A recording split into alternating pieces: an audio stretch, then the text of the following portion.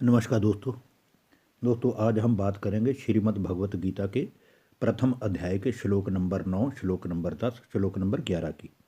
इन तीनों ही श्लोकों में दुर्योधन अपने योद्धाओं के बारे में बता रहा है कि ये सारे के सारे ही जीवन की आशा का त्याग करके मेरे लिए यहाँ पर खड़े हैं युद्ध के मैदान में।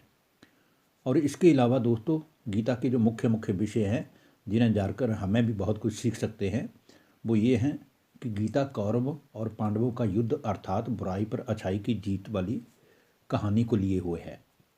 गीता में काम क्रोध आदि मनोविकारों का हमारे जीवन पर प्रभाव क्या है वो बताया है। युद्ध के उपरांत कौरवों के कुल समाप्त होने के बाद एक धर्म की सत्य धर्म की स्थापना भगवान ने कैसे की वो बताया है। भगवान का अवतरण और अवतरण के समय के संसार के हालात क्या थे वो भी वर्णन है। और उसके बाद प्रथम अध्याय में ही शोकग्रस्त मोहग्रस्त अर्जुन की मनोदशा का वर्णन है, क्योंकि वो अपने ही गुरुजन माता पिता ताऊ चाचा आदि देहधारियों के मोह रखने से दुख की अनुभूति करते हैं। और इसके अलावा हम दोस्तों अभी हम बात करेंगे श्रीमद् भगवत गीता के प्रथम अध्याय के श्लोक नंबर 9 की। अन्य च बहवै शूरा मदर्थे त्यक्त जीविता नाना शस्त्र प्रहणा सर्वे युद्ध विशारदा। अर्थात दुर्योधन ये कह रहा है कि अपनी सेना का उमंग उत्साह कैसे बढ़ाएं वो इसके ऊपर ध्यान दे रहा है। तो दुर्योधन कह रहा है कि अन्य भी वीर मौजूद हैं जो मेरी जीत के लिए अपने जीवन की आशा को ही छोड़कर मर मिटने के लिए तैयार हैं। तो देखिए, भले दुर्योधन समझता है कि भगवान का पांडवों का सारथी होने से हम आसानी से इस युद्ध को नहीं जीत सकते हैं, फिर भी वह अपनी सेना का और योद्धाओं का अर्थात अपनी कौरववंशी महारथियों की टीम का उत्साह बढ़ा रहा है। मोटिवेशनल विधि से वो अपने युद्ध में लड़ने का उनके अंदर जोश भर रहा है। इसी प्रकार हम सभी मनुष्यों को अपने जीवन की जंग जीतने के लिए भी खुद को उमंग और उत्साह में रखना होगा, लेकिन हमें ये भी ध्यान रखना है कि हमारे अंदर जोश तो हो लेकिन धर्म पर चलने का होश भी हो, अर्थात हम धारणाओं पर चलें। श्रीमद् भगवत गीता में बहुत कुछ ऐसा है जिससे हम सीख सकते हैं, धारण करके अपना जीवन राजयोगी की तरह का बना सकते हैं। क्योंकि दुर्योधन की पार्टी दुर्योधन के कहने पर अधर्म का साथ दे रही है, लेकिन हमने भी अगर अपने जीवन की बागडोर भगवान के सुरक्षित हाथों में सौंप दी है तो हमें उसकी मदद जरूर मिलेगी। फिर भले धर्म का पालन करने के लिए हमें कोई कष्ट ही उठाना पड़े। आप जानते हैं संसार में जितने भी धर्म स्थापक हुए हैं, शुरू में उन्होंने भी जब धर्म की स्थापना की तो उनको कितने कष्ट उठाने पड़े।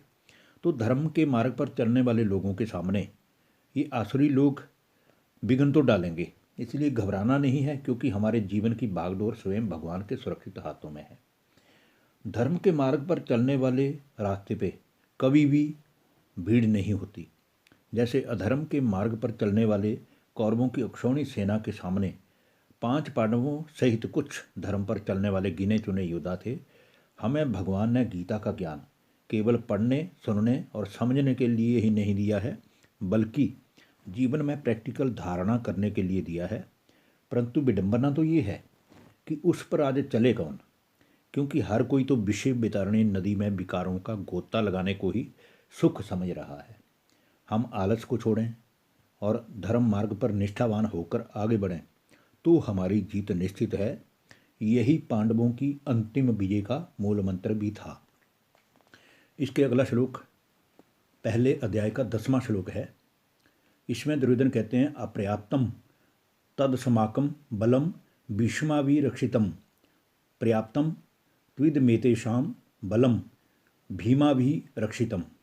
अर्थात भीष्म पितामह द्वारा रक्षित ये हमारी सेना सब प्रकार से अजय है, अर्थात ये जरूर जीतेगी, परंतु भीम द्वारा रक्षित इन लोगों की सेना भी जीतने में सुगम है, अर्थात वो भी जीतने का जोर लगाएगी।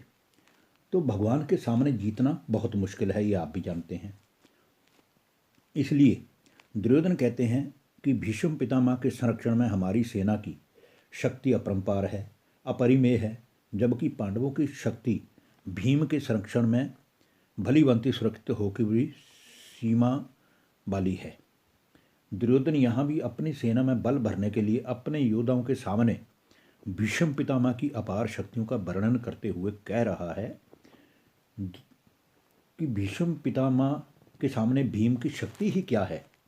अब देखो, यहाँ दुर्योधन बार बार भीष्म पितामह के युद्ध कौशल की प्रशंसा इसलिए भी कर रहा है क्योंकि उसे डर है कि धर्म मार्ग पर चलने वाले भीष्म अगर रूठ कर पांडवों की सेना में चले गए तो हम अवश्य ही युद्ध हार जाएंगे।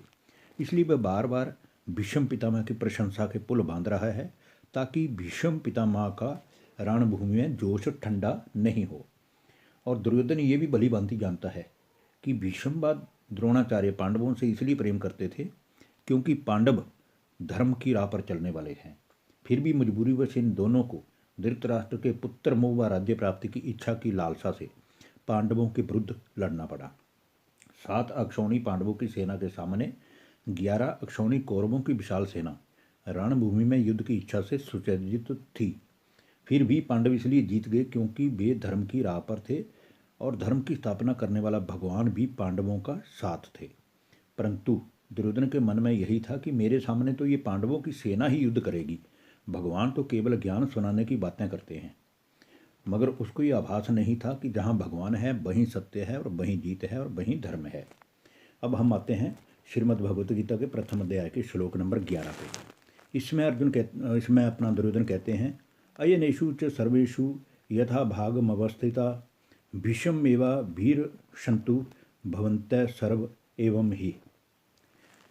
वो कहते हैं कि भीष्म भले ही बूढ़े हैं लेकिन अपार बलशाली हैं।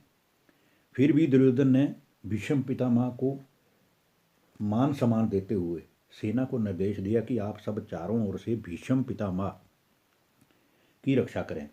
अब सवाल ये है कि दुर्योधन के मन में भीष्म पितामह के लिए भी यही फीलिंग है कि वह अपार बलशाली व शस्त्र विद्या में निपुण तो हैं परंतु आयु में सबसे बूढ़े हैं। इसलिए वो कहते हैं कि सभी मोर्चों पर अपनी अपनी जगह पर स्थित रहते हुए हे कौरववंशी सभी योद्धाओं, आप लोग सभी चारों तरफ से पितामह भीष्म की ही सब ओर से रक्षा करें। तो दोस्तों, आज हमने इन श्लोक नंबर 9, श्लोक नंबर 10 और श्लोक नंबर 11 जो कि प्रथम अध्याय के हैं, इन 3 श्लोकों से ये समझा कि जितने भी ये कौरववंशी योद्धा हुए हैं दुर्योधन का साथ देने वाले, इनकी कोई ना कोई मजबूरी रही है जो इन्होंने दुर्योधन जैसे या धृतराष्ट्र जैसे अधर्मी का साथ दिया। नहीं तो ये कोई भी नहीं चाहते थे कि हम धर्म की राह पर चलने वाले पांडवों के विरुद्ध चलें। इसलिए आगे भी हम सब कुछ समझते जाएंगे। धन्यवाद। नमस्कार दोस्तों।